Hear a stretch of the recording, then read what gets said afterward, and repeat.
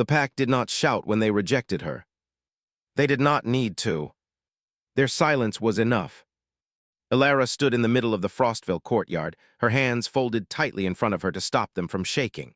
Snowflakes drifted lazily from the pale sky, settling in her dark hair and melting into the worn fabric of her cloak. Around her, wolves avoided her eyes. Warriors stared past her as if she were already gone. Omegas shifted uncomfortably, unsure whether pity was allowed. The Alpha had not even stood. He remained seated on the carved stone chair that symbolized his rule, one arm resting casually against its cold surface. His voice, when he spoke, was calm, so calm it cut deeper than rage. "You contribute nothing to this pack," he said. Elara swallowed hard. "I clean the dens," she whispered. "I care for the pups when their mothers are on patrol. The Alpha raised one hand, silencing her without looking at her. "You are unshifted," he continued. "You are timid, you hide when there is danger, you lower morale simply by existing." The words echoed through the courtyard. No one defended her. Not one. The Alpha leaned forward slightly, golden eyes locking onto her face for the first time that night. "You will leave Frostville before sunset," he said. "We will not waste food or shelter on a wolf who cannot even stand tall." Guards stepped forward, not to escort her, only to open the gates. Elara walked out alone. By the time darkness fell, the barn was the only place left that would not throw her back into the cold. It stood on the edge of pack land, old and forgotten, its wooden boards warped by winters that no one bothered to remember. Inside, the smell of hay and dust wrapped around her like a ghost of warmth. She curled up in the corner, knees drawn to her chest, cloak pulled tight as the night wind howled through the cracks in the walls. She had never slept alone before, and she did not know that she would not wake alone either. The barn was never meant to hold a life. It had been built decades ago for cattle that no longer grazed Frostville lands, its beams rotting slowly as seasons passed, and the pack forgot it existed. Wind slipped through broken boards, carrying the scent of snow and pine and something else, emptiness, the kind that only settles in places abandoned too long. Elara sat on a bed of stale hay, hugging her knees, trying to convince her body that it was warm when it was. The rejection replayed in her mind with cruel clarity, the Alpha's calm dismissal, the way the wolves she had grown up beside refused to meet her eyes, how easily she had been erased. She had not cried in the courtyard, but she cried here. Silent tears soaked into her cloak as she pressed her face against her sleeves, breathing shallowly to keep the sobs from escaping the barn walls. She did not want the forest to hear her weakness, too. The night grew colder. Her fingers went numb first, then her toes, then the shivering set in, violent and uncontrollable, her muscles locking and releasing as her body fought to preserve what little warmth it had left. Elara shifted closer to the barn wall, away from the broken door where the wind cut hardest. "Just sleep," she whispered to herself. "Just make it to morning." A sound broke the silence. Not the wind. A footstep. Elara froze, every nerve snapping awake despite the cold. Her heart slammed against her ribs as she lifted her head, eyes straining toward the barn entrance. The moonlight that spilled through the cracked boards revealed nothing but drifting snow. Then she heard it again. A low exhale. Too heavy to be human. Her breath caught painfully. Wolves were not meant to be this close to the edge of pack land, not without reason. Her mind leapt to every story she had heard about rogues and border packs. She had nothing to defend herself with, no strength, no shift to save her. Another sound followed, this time unmistakable. A soft, careful step on frozen earth just outside the barn. Elara scrambled backward instinctively, her back hitting the wooden wall with a dull thud. She pressed her hand over her mouth to keep from crying out, her eyes burning as she stared at the dark entrance. Something large passed in front of the door. A shadow moved across the snow. Her pulse roared in her ears so loudly, she barely heard the growl that followed. It was not loud. It was not angry. It was curious. Elara closed her eyes. If this was how she died, she decided, at least she had survived the pack long enough to choose where to fall. The barn door creaked. A massive dark shape filled the doorway, backlit by moonlight and swirling snow. Thick fur rippled along its shoulders as it stepped inside, breath fogging the cold air. A wolf, not from Frostville. This one was larger than any she had seen, its coat deep charcoal, eyes a startling silver that reflected the moonlight like liquid glass. Elara did not move. She did not scream. She only waited. The wolf lowered its head, ears flicking, studying her with an intensity that made her skin prickle. Then, impossibly, it sat down a few feet away. Not to attack. To watch. Another shadow joined it at the door. Then another's. By the time Elara realized she was not alone with just one wolf, there were already 5 standing in the barn, each silent, each calm, each choosing a place in the shadows as if this forgotten shelter had been theirs all along. Her tears fell freely now, but not from fear. From confusion. From the strange, fragile hope blooming in her chest as the barn, once empty, began to fill with breath that did not belong to her alone. She did not know why they had come. She only knew that the night was no longer quiet. Elara's body had gone so cold she could barely feel her own heartbeat. She was no longer shivering. The violent tremors had faded into a dangerous stillness, her limbs heavy and distant, as if they belonged to someone else. The barn no longer smelled only of hay and dust. It smelled of wild fir, pine, and something warm she could not explain. The wolves did not rush her. They did not bare their teeth. They watched. 10 minutes passed. Then 20. Elara lost count somewhere between the ache in her chest and the way the silver-eyed wolf never once broke its gaze. She was certain that if she moved, if she even blinked too loudly, the fragile moment would shatter. At last, the largest wolf took a step closer. Elara's breath hitched painfully in her throat.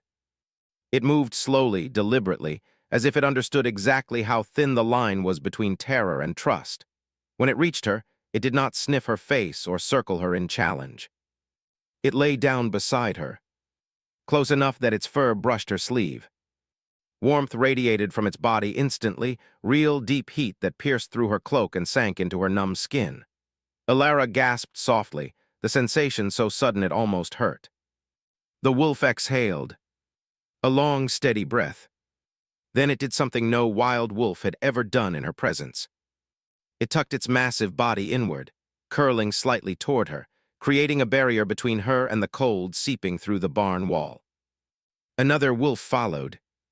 Then another. One by one, they settled around her, not crowding, not trapping, but arranging themselves with quiet purpose. By the time the last wolf lay down, Elara found herself in the center of a living ring of fur and breath. 10 wolves. She did not count them. She felt them. Her hands, which had been clenched against her chest, slowly loosened as warmth flooded her veins. Her fingers tingled painfully as blood returned, the ache of thawing nerves making her hiss despite herself. The silver-eyed wolf shifted closer at the sound. Elara froze, then hesitantly reached out. Her fingertips brushed its fur. It was thick, impossibly soft, warm as fire buried beneath snow. The wolf did not pull away. It only released another slow breath, its chest rising and falling against her shoulder. For the first time since the alpha had told her she was nothing, Elara felt something break open inside her. Not fear, not grief, but relief so deep it stole her breath. "I didn't know where else to go," she whispered. The wolves did not answer. They did not need to. The barn creaked softly in the wind, but the cold no longer reached her. Snow continued to fall outside, piling against the broken boards, sealing her away from the night. Elara closed her eyes and slept, not curled in a corner like something discarded, but held in the center of 10 wolves who had chosen her without a single word. The first thing Elara noticed when she woke was light. Not the harsh blaze of torches in Frostville's courtyard, not the sharp white glare of winter storms, but something softer, pale morning light slipping through the cracked wooden walls of the barn, painting thin golden lines across the hay-strewn floor. She did not remember falling asleep. She only remembered warmth. Her eyes fluttered open slowly, and for one fragile moment she thought the night had been a dream, that the wolves had been nothing more than a fantasy created by loneliness and cold. Then she tried to move, and couldn't. Her back rested against something solid yet yielding, her legs draped over thick, living warmth, her shoulders pressed into a dense wall that rose and fell with steady breaths. Panic sparked instinctively, but it faded before it could take root because the warmth was not threatening. It was protective. Ilara lifted her head just enough to look around. 10 wolves filled the barn. They lay in a perfect circle around her, bodies curved inward as if they had practiced this formation all their lives. Their fur glowed softly in the dawn, every shade from silver to charcoal to deep midnight black.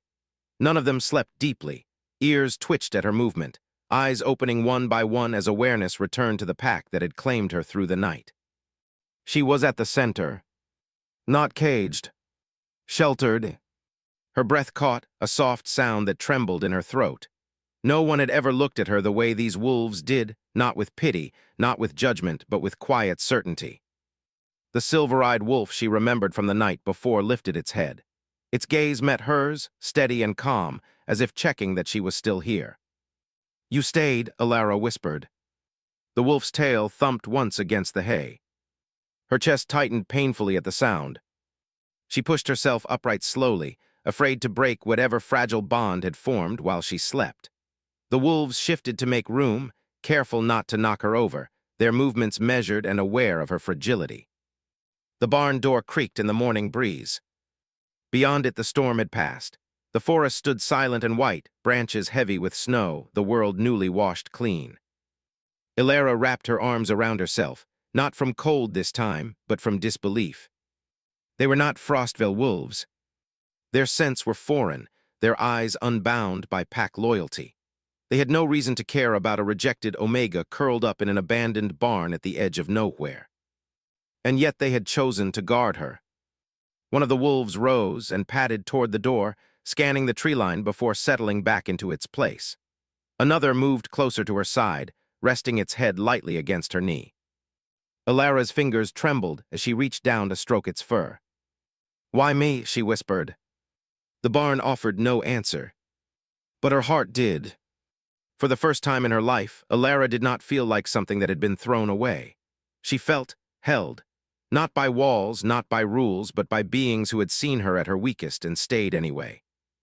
Outside, a distant howl echoed through the trees, not a challenge, not a warning, but a call that seemed to ripple through the wolves around her.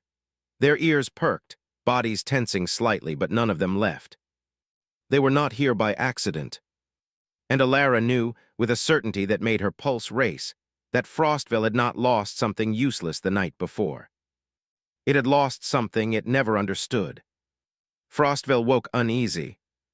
The morning after Ilara's exile was supposed to feel lighter, one less weak Omega draining resources, one less reminder of failure in a pack that prided itself on strength. Instead, a strange tension crawled through the stone corridors and open yards like mist that refused to burn away. Hunters returned early, not empty-handed, shaken. One of them stood before the Alpha with his jaw clenched, eyes darting toward the open gates as if expecting something to come through them at any moment. "There are wolves near the outer farmlands," he said, "not ours." The Alpha barely looked up. "Rogues pass through all the time." "These aren't passing," the hunter replied. "They're waiting." Murmurs rippled through the gathered warriors. "How many?" the Alpha asked sharply. The hunter hesitated. "I saw 10, maybe more." The word 10 struck something in the Alpha's chest, not memory, but irritation. 10 wolves don't threaten a pack," he said. But the unease did not fade. Another scout came running before noon, breath ragged, face pale. "They're near the old barn," he said, "the one we abandoned years ago." The Alpha's expression tightened. The barn lay directly beyond the gate Ilara had walked through. "Are they hostile?" one of the elders demanded. The scout shook his head. "No, they're guarding something." The courtyard went silent. The Alpha stood abruptly, chair scraping stone. "Guarding what?" The scout swallowed hard. "We didn't get close enough to see, but they haven't moved since dawn." Frostville had cast Ilara out, expecting nothing but quiet. Instead, the forest was answering. The Alpha left Frostville without ceremony, but the pack felt it anyway. The iron gates did not groan loudly when they opened for him. The guards had been careful to pull them just wide enough to let him pass, yet every wolf within the walls sensed his departure. No one spoke. No one followed. They simply watched from stone balconies and frost-dusted windows as their leader crossed the outer yard with a weight in his stride that had nothing to do with the cold. He had banished omegas before. He had never gone looking for them after. Snow crunched beneath his boots as he passed the final boundary marker, the carved stone half buried in ice that marked the edge of Frostville's claimed land. The forest beyond it did not welcome him. The wind dulled, the sounds of the keep faded, and a silence settled that was not empty but attentive, the way air stills before something shifts. He followed the faint trail left by the scouts, broken twigs, disturbed snow, the almost imperceptible sign of movement that only a trained wolf could read. It led him not to a border clash, not to rogue tracks, but toward the old barn the pack had abandoned when its fields froze over years ago. The place he had sent Alara. The Alpha told himself he came only to verify a threat, to ensure that Frostville had not drawn the attention of a border pack by weakness, that he was here to protect his territory, nothing more. Yet his steps slowed as the barn came into view. It stood half-collapsed beneath the weight of winter, roof sagging, boards warped and split. Smoke did not rise from it. No banners hung from its door. It was not a den or a stronghold. It was a shelter for someone who had nowhere else to go. He was close enough now to smell them. Wolves. Not one or two, many. Their scents layered thick in the air, unfamiliar and unclaimed, overlapping in a way that made the Alpha's hackles lift despite himself. These were not Frostville wolves. They did not belong to any pack he had crossed blades with before. A shadow moved between the trees. Then another. 10 wolves stepped out of the forest as if the earth itself had given them shape. They did not rush him. They did not howl. They fanned out in a loose arc across the path, each choosing a position with deliberate calm. The Alpha stopped walking. He did not reach for the blade at his belt. He did not shift. He stood there with the frost creeping up the edges of his boots, facing creatures who had not challenged him, yet somehow made him feel challenged all the same. "You're trespassing," he said, keeping his voice level. The wolves did not respond. The largest of them, silver-eyed, fur streaked with white from the storm, stepped forward until it stood only a few paces away. It did not bare its teeth. It lowered its head. Not in submission. In warning. The Alpha felt his wolf stir, restless beneath his skin. These were not rogues seeking dominance. These were not hunters on his land. They were sentinels. He took a step forward. The wolves shifted instantly, closing the space he aimed for, their bodies aligning to block the narrow path to the barn door behind them. "Move," he said again, sharper this time. The silver-eyed wolf met his gaze. And held it. No animal met the Alpha's eyes like that. Not in Frostville, not anywhere he ruled. The challenge was not physical. It was something deeper, an unspoken claim that the space behind them was not his to command. "Who are you guarding?" the Alpha demanded. No answer came. But he did not need one. He already knew. The barn door creaked softly as a breeze passed through it. From inside came the faintest sound, a soft intake of breath, human rather than wolf. "Ilara." The Alpha's jaw tightened. He had expected to find her gone, driven away by winter or fear. He had not expected to find her at the center of something that made the forest itself feel watchful. "You have no claim here," he said to the wolves, though the words sounded hollow even to his own ears. "She was cast out. She is no longer of Frostville." The silver-eyed wolf stepped closer. Not enough to attack. Enough to make a point. The Alpha's wolf growled inside him, confused, bristling at a challenge that did not smell of threat. This was not about territory. It was about permission.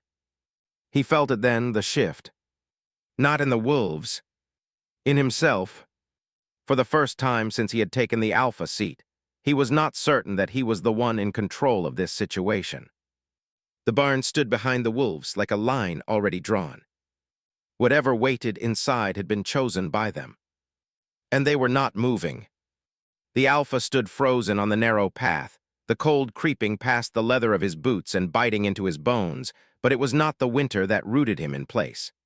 It was the stillness of the wolves, a stillness that did not come from fear or aggression, but from certainty. They had decided something, and it did not include him. The barn door shifted again, a faint creak carried on the thin morning breeze. The sound was so small it might have been missed in any other moment, but here it was thunder. The wolves did not look back. They did not turn their heads or flick their ears. Yet something in their posture changed, shoulders lowering, tension easing, as if they sensed her presence before they saw her. The door opened. Ilara stepped into the light. She moved slowly, cautiously, as though afraid the world beyond the barn might dissolve if she rushed it. Her cloak hung loosely from her shoulders, hay clinging to the hem, dark hair tangled from sleep. But her eyes were clear, not dulled by exhaustion, not clouded by fear. She was not trembling. The Alpha's breath caught in his throat. This was not the broken Omega he had cast out the night before. There was a steadiness in her posture he did not remember, a quiet gravity that seemed to pull the forest toward her rather than pushing her back. She stopped just behind the line of wolves. For a moment, no one spoke.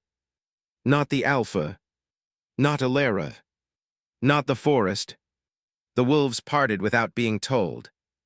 Not all the way, only enough to let her step forward. Ilara crossed the invisible boundary and stood between guardians and king, her hands folded loosely in front of her, her gaze lifting to meet his. "You came," she said. The words were not an accusation. They were an observation. "I had to see for myself," the Alpha replied, though the reason felt inadequate even as he spoke it. He had come expecting rogues, expecting defiance, expecting to assert control. Instead, he found himself searching her face for something he could name. "You were supposed to leave this land," he said. She tilted her head slightly. "I did." A faint warmth pulsed beneath her sleeve, subtle but unmistakable. The Alpha's eyes dropped to her wrist just in time to see a soft golden light fade back beneath the fabric. "What is that?" he demanded. Ilara did not look at her arm. She looked at him. "Something I didn't think I was allowed to be," she said quietly. The Alpha felt something tighten in his chest, not anger, not fear, but a deep, unsettling awareness that the answer was not meant to comfort him. "You slept among them," he said, gesturing toward the wolves. "Rogues, strangers, creatures that should have torn you apart by instinct alone." "They didn't," Ilara replied.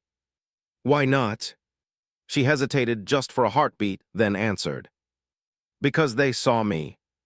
The wolves shifted behind her, not in threat but in agreement.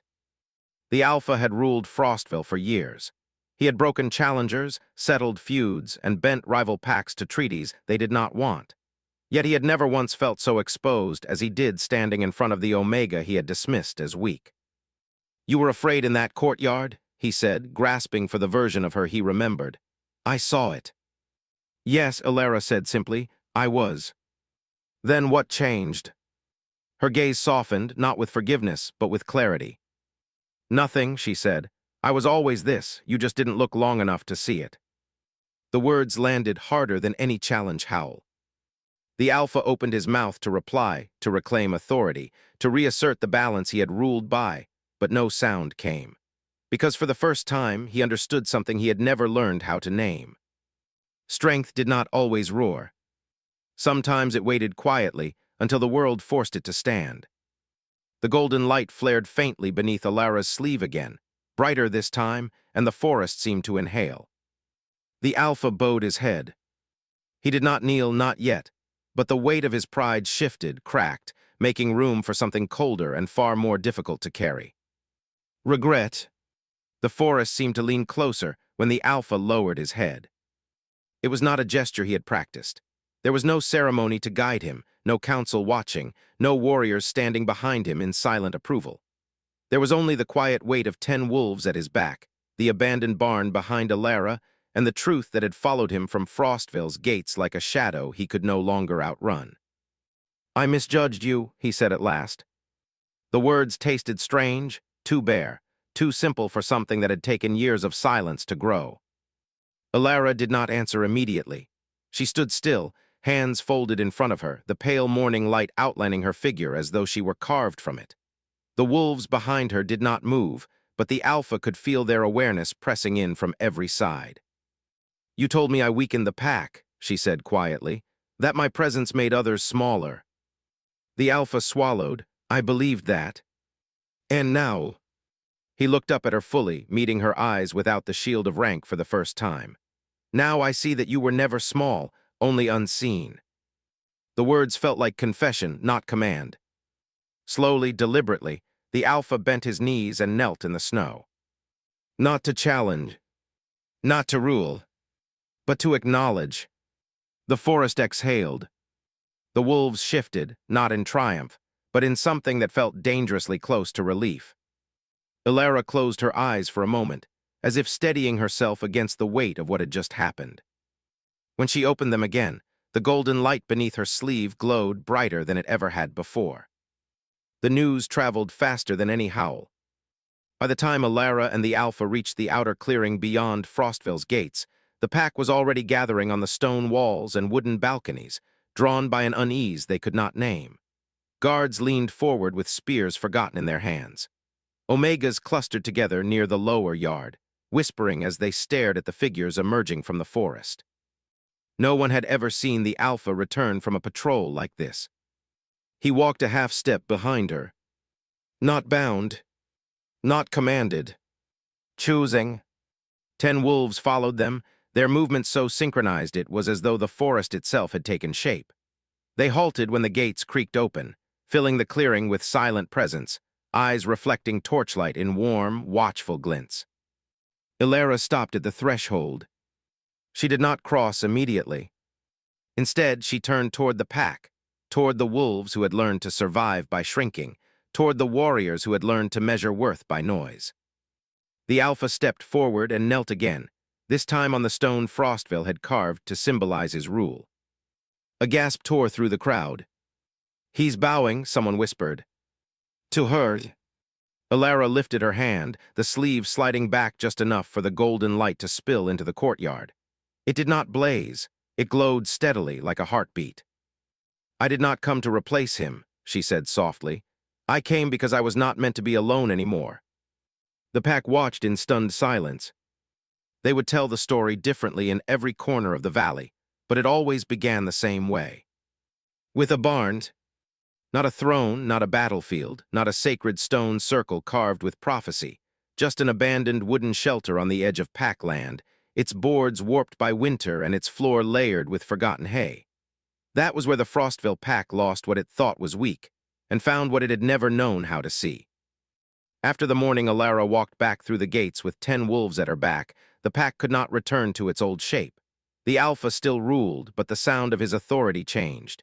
His commands grew fewer. His questions grew more honest. Elders who had once measured loyalty by obedience now measured it by presence, by who stayed when others were cast aside. Ilara did not take a seat in the council. She did not need one. She was given the old healer's den near the forest edge, not because she asked for it, but because wolves began to drift there on instinct, injured scouts, trembling pups, omegas who had learned to disappear in rooms too loud for their voices. She listened. That was all she ever claimed to do. Listen to the land when it tightened with grief. Listen to wolves when their courage failed them. Listen to herself when she remembered what it felt like to be unwanted. The 10 wolves never left her side. They did not become her guards or her pack in any formal way. They were simply there, lying in the sun near the den, following at a distance when she walked into the trees, forming that same quiet circle whenever night fell too hard. Other packs began to hear about her long before they ever saw her. They spoke of a girl who had slept alone in a barn and woken in the center of 10 wolves. They spoke of the Alpha who had learned to kneel. They spoke of a time when Frostville stopped throwing away its quiet ones. And when the pups asked why the old barn was still standing, even though no cattle had walked through it in years, the elders no longer said it was useless. They said it was sacred, because that was where the pack learned something it had forgotten for generations. That the wolves who survive the night alone are often the ones the forest chooses to stand beside in the morning.